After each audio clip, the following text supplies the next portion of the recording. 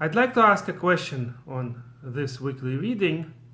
Where does it mention in this parsha the Korban Omer, an offering that, of course, we're all familiar with, the one that from the bringing of the Omer we count the 49 days in order to determine when the holiday of Shavuot is. Of course, every Orthodox Jew is very well familiar with the term Omer, Sixteenth Ha-Omer, counting of the Omer, the time of Sphira, as the whole period is called sometimes.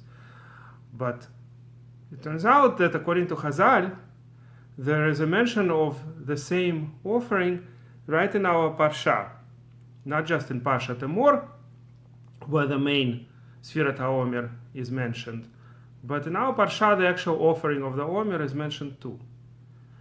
And the idea of Omer is just a measure, of course. The actual term Omer is just a volume, a certain volume. It was mentioned before, for instance, that when the Jewish people gathered man, it was also Omer. Omer is 1/10 of an ephah, as the Torah determines it, and it's actually the amount from which we take of challah.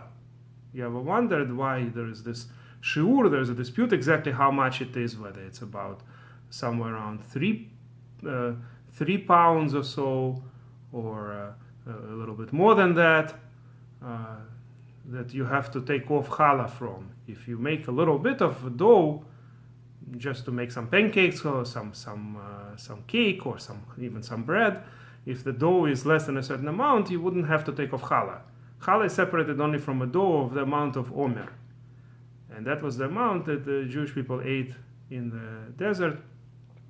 And actually, Chazal say that that's the amount a healthy, normal person should be eating per day, the foods. I mean, of course, we mostly don't eat the bread, we eat other foods, but the amount of food that a person should eat, what's normal in terms of calories, would be around Omer. So this Omer is calculated as 43 1/5 of an egg. And that's 1/10 of an ephah, which is then, of course, 432 eggs, 10 times as much. So the question is, why this week's Parsha, where does this week's Parsha mention Omer? And what do we learn specifically? There are certain laws that are learned about this Omer that are learned from this week's Parsha, not from Parshat Vayikra. And that is, in the second chapter, the last mincha that's mentioned is Minchat Bikurim, a offering of first grain. And that really is what the purpose of Omer. The barley usually ripens in the land of Israel around the time of Pesach. In fact, that's how Pesach is determined. One of the main factors, there are a few factors that the Talmud discusses in Sanhedrin. And today we have a fixed calendar, but it used to be that every year was decided ad hoc. Do we want an extra Adar? Like this year is a leap year when we have 2 Adars. Do we want to move everything by a month? Or is 1 Adar enough, and the month of Nisan would be not too early, would be in springtime? Because what we want to accomplish is that all the months are lunar. Of course, the whole word Chodesh is a new moon. The month is determined by the new moon. But at the same time, we want the holidays to stay within their seasons. So the time of Pesach is the time of Aviv, of spring, when the barley crop is, the first barley appears in the land of Israel.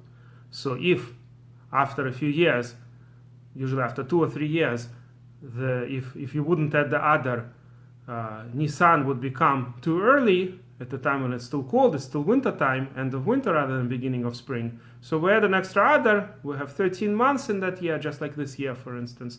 And then Pesach is pretty late. This year Pesach is going to be pretty late. So Omer is the first barley crop. And it's brought in a certain way.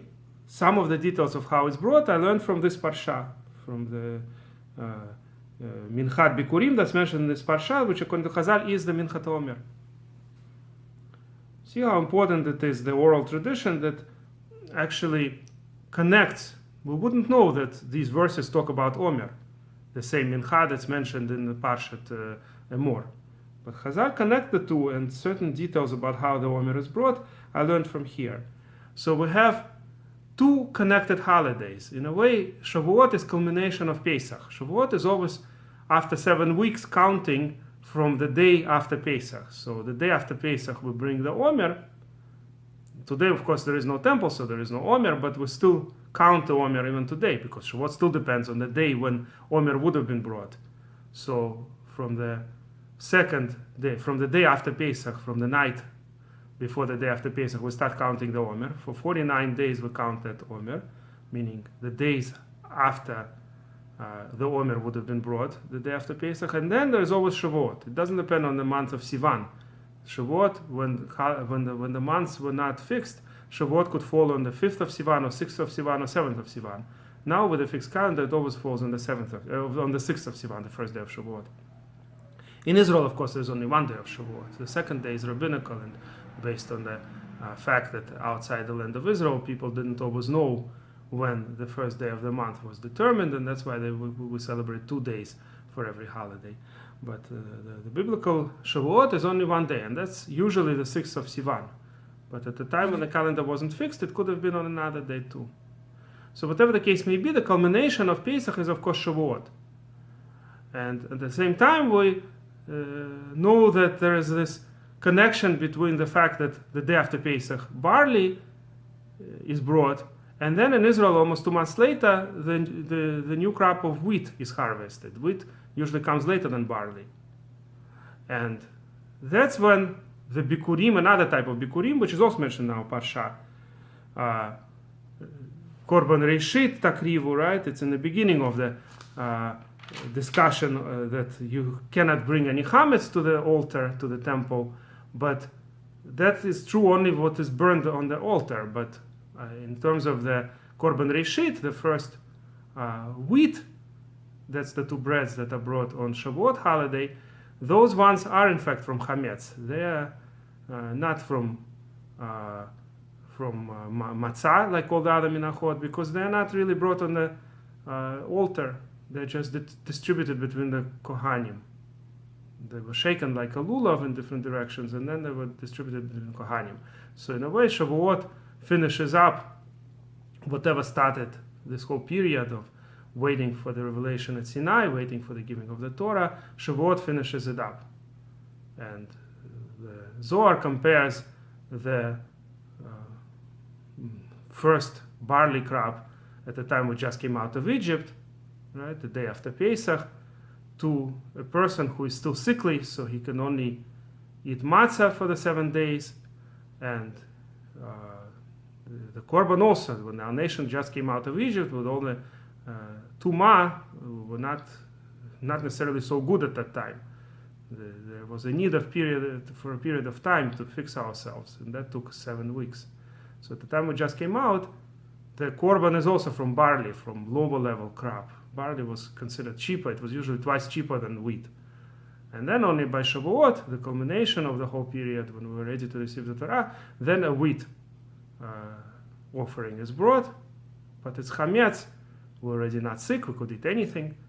And the chametz is not brought on the altar, because no chametz can be brought on the altar. And it's just distributed between kohanim. And if you like this video, please press like.